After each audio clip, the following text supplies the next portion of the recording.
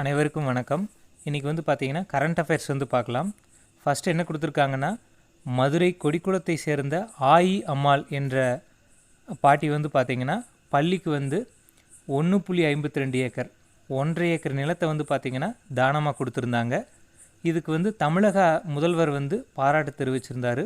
அதுபோக முதல்வரின் சிறப்பு விருது வந்து பார்த்திங்கன்னா அந்த ஆயி அம்மாள் அப்படிங்கிறவங்களுக்கு வந்து வழங்கப்படும் அப்படின்னு சொல்லி கொடுத்துருந்தாங்க. 2024ஆம் ஆண்டு பொங்கல் பண்டிகையை கொண்டாடுவதற்காக தமிழகத்தில் உள்ள அனைத்து அரிசி அட்டைதாரர்களுக்கும் பொங்கல் பரிசு வந்து பார்த்திங்கன்னா கொடுத்துருந்தாங்க. இதில் 1000 ரூபாய் ரொக்கப்பணம், 1 கிலோ பச்சரிசி, முழு கரும்பு இதெல்லாமே கொடுத்துருந்தாங்க. 1 கிலோ வெல்லம் அப்படிங்கிறது இந்த ஆண்டு வந்து கொடுக்கப்படவில்லை. இதுதான் வந்து கேட்டிருக்கிறாங்க. ஜனவரி 25, 2024ஆம் ஆண்டு கொண்டாடப்படுவது எத்தனையாவது வாக்காளர் தினம் அப்படின்னு கொடுத்துருக்குறாங்க. 14வது வாக்காளர் தினம். இந்த வாக்காளர் தினம் வந்து எதுக்காக ஜனவரி 25 கொண்டாடப்படுது அப்படின்னா, ஜனவரி 25 1950 தான் இந்திய தேர்தல் ஆணையம் அப்படிங்கிறது வந்து உருவாக்கப்பட்டது. இதை நினைவு கூறும் வகையில் தான் ஒவ்வொரு ஆண்டும் ஜனவரி 25 தேசிய வாக்காளர் தினமாக கொண்டாடப்பட்டு வருது. இந்த ஆண்டு 14வது வாக்காளர் தினம் வந்து பார்த்திங்கன்னா கொண்டாட போகிறாங்க. நம்ம இந்திய அரசியலமைப்பில் தேர்தலை பற்றி எந்த பகுதியில் சொல்லியிருப்பாங்க அப்படின்னா, பகுதி 15 வந்து சொல்லியிருப்பாங்க. ஆர்டிக்கல் 324 329A வரைக்கும் இந்திய அரசியலமைப்பில் வந்து தேர்தலை பற்றி சொல்லியிருப்பாங்க. நம்ம இந்தியாவில் 3 தேர்தல் ஆணையர்கள் வந்து இருக்கிறாங்க. ஒரு தலைமை தேர்தல் ஆணையர், 3 தேர்தல் ஆணையர்கள் அப்படின்னு சொல்லியிருக்கிறாங்க. தற்போது வந்து பார்த்திங்கன்னா தலைமை தேர்தல் ஆணையராக ராஜீவ் குமார் அப்படிங்கிறவர் இருக்கிறாரு. மீதி இருக்கக்கூடிய 2 தேர்தல் ஆணையர்கள், ஒருத்தர் வந்து அருண் கோயல் அப்படிங்கிறவர், மற்றொருவர் அனுப் சந்திர பாண்டே. இவங்க 2 பேர் வந்து பார்த்திங்கன்னா கூடுதல் தேர்தல் ஆணையர்களாக இருக்கிறாங்க. ராஜீவ்குமார் வந்து 25வது தேர்தல் ஆணையர். இவங்க வந்து பார்த்திங்கன்னா இந்திய தேர்தல் ஆணையம் அப்படிங்கிறது நாடாளுமன்ற மற்றும் சட்டமன்ற தேர்தல்களை வந்து நடத்துவாங்க. ஒவ்வொரு மாநிலத்திலும் வந்து பார்த்திங்கன்னா மாநில தேர்தல் ஆணையம் அப்படின்னு சொல்லி ஒன்று இருக்கும். இது வந்து ஒவ்வொரு மாநிலத்தில் உள்ள உள்ளாட்சி தேர்தல்களை வந்து நடத்துவாங்க. ஸோ மத்திய தேர்தல் ஆணையம் அப்படிங்கிறது நாடாளுமன்ற மற்றும் சட்டமன்ற தேர்தல், குடியரசுத் தலைவர் போன்ற தேர்தல்கள் வந்து நடத்துவாங்க.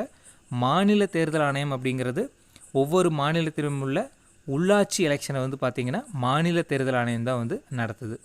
அடுத்தது 2024ஆம் ஆண்டுக்கான திருவள்ளுவர் விருது பெற்றவர் யார் அப்படின்னு கேட்டிருக்கிறாங்க.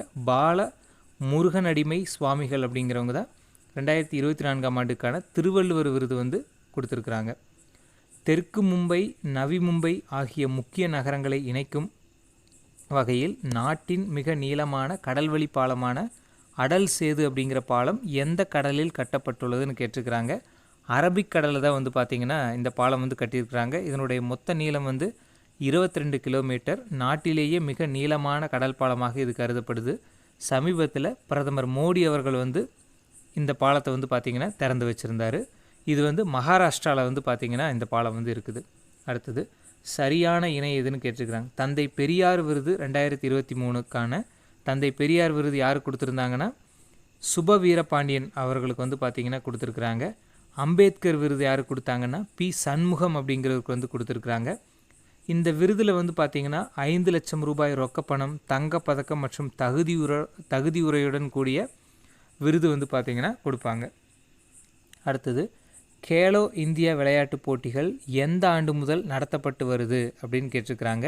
2018ஆம் ஆண்டு முதல் வந்து பார்த்திங்கன்னா இந்த கேலோ இந்தியா விளையாட்டுப் போட்டி வந்து நடத்திட்டு வர்றாங்க. அதில் இந்த ஆண்டுக்கான கேலோ இந்தியா விளையாட்டுப் போட்டி சென்னையில் வந்து பார்த்திங்கன்னா தொடங்கியிருக்குது. சமீபத்தில் பிரதமர் மோடி அவர்கள் வந்து பார்த்திங்கன்னா இந்த விளையாட்டை வந்து பார்த்திங்கன்னா தொடக்கி வச்சுருப்பார். அடுத்தது ஜனவரி 17, 2024ஆம் ஆண்டு அன்று முன்னாள் முதல்வர் எம்ஜிஆர் அவர்களுக்கு கொண்டாடப்பட்டது எத்தனையாவது பிறந்தநாள் அப்படின்னு கேட்டிருக்கிறாங்க. 107வது பிறந்தநாள். இவருடைய பிறப்பு அப்படின்னு சொல்லி பார்த்தீங்கன்னா ஜனவரி 17, 1917 தான் வந்து பிறந்திருப்பார். இலங்கையில் வந்து பிறந்திருப்பார். பின்னாளில் அவரது குடும்பம் வந்து பார்த்திங்கன்னா தஞ்சாவூருக்கு வந்து குடியேறியிருப்பாங்க. அதற்கப்புறம் காந்தி அவர்களுடைய அதாவது காந்தி அவர்களுடைய உரையை கேட்ட எம்ஜிஆர் அவர்கள் வந்து பார்த்திங்கன்னா இந்திய விடுதலை போராட்டத்தில் வந்து இணைஞ்சிருப்பார். அதற்கப்புறம் நாடகங்களில் வந்து பார்த்திங்கன்னா நடிச்சிட்டு வந்துட்டு இருப்பார். அதுக்கப்புறம் 1936ஆம் ஆண்டு சதி லீலாவதி அப்படிங்கிற ஒரு திரைப்படத்தின் மூலமாக தமிழ் சினிமாவில் வந்து பார்த்திங்கன்னா அறிமுகமாகிறாரு. அதற்கப்புறம் பேரறிஞர் அண்ணா அவர்களுடைய சொற்பொழிவை கேட்டு வந்து பார்த்திங்கன்னா அரசியலில் வந்து ஈடுபட்டு திராவிட முன்னேற்றக் கழகத்தில் வந்து இணைகிறாரு. அண்ணா அவர்களுடைய பிறந்த நாளுக்கு பின்னாடி அவருடைய நண்பரான கருணாநிதி அவர்கள் வந்து பார்த்திங்கன்னா திராவிட முன்னேற்றக் கழகத்திலேருந்து எம்ஜிஆர் அவர்களை வந்து நீக்கிறாரு. அதற்கப்புறம் அக்டோபர் 17, 1972 அனைத்திந்திய அண்ணா திராவிட முன்னேற்றக் கழகம் அப்படிங்கிற அதிமுக அப்படிங்கிற ஒரு கட்சியை வந்து தொடங்குறாரு. 1977 1987 வரைக்கும் தொடர்ந்து 3 முறை வந்து பார்த்திங்கன்னா தமிழக முதல்வராக பணியாற்றியிருக்கிறாரு. அவர் இறக்கும் வரையில் மொத்தம் வந்து தமிழகத்தின் முதல்வராக எம்ஜிஆர் அவர்கள் 11 ஆண்டுகள் வந்து பணியாற்றியிருப்பார். அவருடைய மறைவுக்கு பின்னாடி அவருக்கு இந்திய அரசினுடைய பாரத ரத்னா விருது வந்து பார்த்திங்கன்னா கொடுத்துருப்பாங்க. இந்திய அரசின் உயரிய விருதான பாரத ரத்னா விருது வந்து அவருக்கு கொடுத்துருப்பாங்க.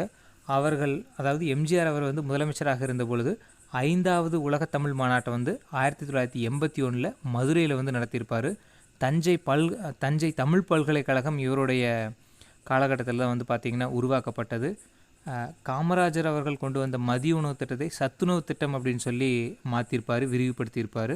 ஸோ இதெல்லாமே இவருடைய ஆட்சி கால சிறப்புகள்.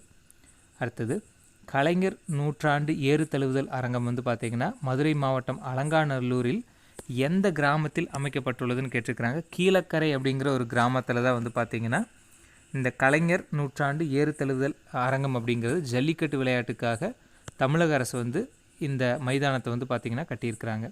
அடுத்தது நாட்டின் தூய்மையான நகரங்கள் பட்டியலில் முதலிடம் பிடித்த நகரில் எதுன்னு கேட்டிருக்கிறாங்க. இந்தூர் மற்றும் சூரத் இந்த 2 நகரம் தான் வந்து பார்த்திங்கன்னா நாட்டிலேயே தூய்மையான நகரங்கள் பட்டியலில் முதலிடத்தில் இருக்குது. அடுத்தது டீல்ஸ் அப்படிங்கிற ஒரு திட்டம் எந்த மாநில அரசு கொண்டு வந்திருக்கிறாங்கன்னா தமிழ்நாடு அரசு தான் கொண்டு வந்திருக்கிறாங்க. இது வந்து பார்த்திங்கன்னா இந்தியாவிலேயே முதல் முறையாக செயற்கை நுண்ணறிவு ஆர்டிஃபிஷியல் இன்டெலிஜென்ஸ் ChatGPT மூலமாக மைக்ரோசாஃப்ட் நிறுவனத்துடன் இணைந்து பள்ளி மாணவர்களுக்கு பாடம் நடத்தக்கூடிய ஒரு முறையை வந்து கொண்டு வர போகிறாங்க. அதுதான் இந்த டீல்ஸ் அப்படிங்கிற ஒரு திட்டத்தின் மூலமாக செயல்படுத்த போகிறாங்க. இந்தியாவிலேயே முதல் முறையாக தமிழ்நாடு அரசு தான் இந்த முயற்சியை வந்து எடுத்திருக்கிறாங்க. அடுத்தது ஜனவரி 14 முதல் 20 வரை 1வது உலக காது கேளாத இளைஞர் விளையாட்டு போட்டியை எந்த நாடு நடத்துதுன்னா பிரேசில் தான் வந்து பார்த்திங்கன்னா நடத்துது. அடுத்தது முக்கிய மந்திரி மஹிளா உதயமிதா அபியான் அப்படிங்கிற ஒரு திட்டத்தை எந்த மாநில அரசு வந்து கொண்டு வந்திருக்கிறாங்கன்னா அசாம் மாநில அரசு தான் வந்து பார்த்திங்கன்னா கொண்டு வந்திருக்கிறாங்க. உத்தரப்பிரதேச மாநிலம் அயோத்தியில் கட்டப்பட்டுள்ள ராமர் கோவில் பக்தர்களின் வழிபாட்டிற்காக எப்பொழுது திறக்கப்படும் நாள் எது அப்படின்னு கேட்டிருக்கிறாங்க. ஜனவரி 22, 2024. ஸோ நாளை தான் வந்து பார்த்திங்கன்னா இந்த கோவில் வந்து திறக்க போகிறாங்க. பிரதமர் மோடி அவர்கள் வந்து திறந்து வைக்க போகிறாரு. அடுத்தது தேசிய ஸ்டார்ட் அப் தினம் எப்பொழுது கொண்டாடப்படுதுன்னா ஜனவரி 16 வந்து பார்த்திங்கன்னா ஒவ்வொரு ஆண்டும் தேசிய ஸ்டார்ட் அப் தினம் வந்து கொண்டாடப்பட்டு வருது. அடுத்தது தேசிய இளைஞர் தினம் வந்து என்னைக்கு கொண்டாடுறாங்க அப்படின்னா ஜனவரி 12 வந்து தேசிய இளைஞர் தினம் வந்து கொண்டாடப்படுது. இது யாருடைய பிறந்த நாள்னு பார்த்திங்கன்னா சுவாமி விவேகானந்தருடைய பிறந்த நாளை தான் தேசிய இளைஞர் தினமாக ஒவ்வொரு ஆண்டும் கொண்டாடிட்டு வர்றோம். அடுத்தது ஜூலை 15 வந்து யாருடைய பிறந்தநாள்னா காமராஜர் அவர்களுடைய பிறந்தநாள். இதை தமிழக அரசு 2006 முதல் கல்வி வளர்ச்சி நாளாக கொண்டாடிட்டு வர்றாங்க. அடுத்தது அர்ஜுனா விருது பெற்ற வைஷாலி எந்த விளையாட்டுடன் தொடர்புடையவர்னு கேட்டிருக்கிறாங்க. செஸ் விளையாட்டுடன் தொடர்புடையவர். இந்த வைஷாலி யாருன்னு வந்து பார்த்திங்கன்னா தமிழக செஸ் வீரரும் கிராண்ட் மாஸ்டருமான பிரக்யானந்தா அவர்களுடைய சகோதரி தான் வந்து பார்த்திங்கன்னா வைஷாலி தான். இவரும் வந்து சமீபத்தில் கிராண்ட் மாஸ்டர் பட்டம் வந்து வாங்கியிருக்கிறாங்க. அடுத்தது 1 முதல் 10ஆம் வகுப்பு வரையிலான பாடப்புத்தகங்களில் அரசியலமைப்பினுடைய முகவுரையை சேர்க்க உள்ள மாநில அரசு எது அப்படின்னு கேட்டிருக்கிறாங்க. கேரள கவர்மெண்ட்டு தான் பள்ளி பாட புத்தகங்களில் அரசியலமைப்பினுடைய முகவுரையை வந்து சேர்ப்பதற்காக முடிவெடுத்திருக்கிறாங்க. அடுத்தது புத்தாக்க நிறுவனங்களின் தரவரிசை பட்டியலில் தமிழ்நாடு எத்தனாவது இடத்துல இருக்குதுன்னு பார்த்தீங்கன்னா முதலிடத்தில் இருக்குது. புத்தாக்க நிறுவனங்கள் பட்டியலில் தமிழகத்தினிடம் முதலாவது இடத்துல வந்து இருக்குது. So thank you.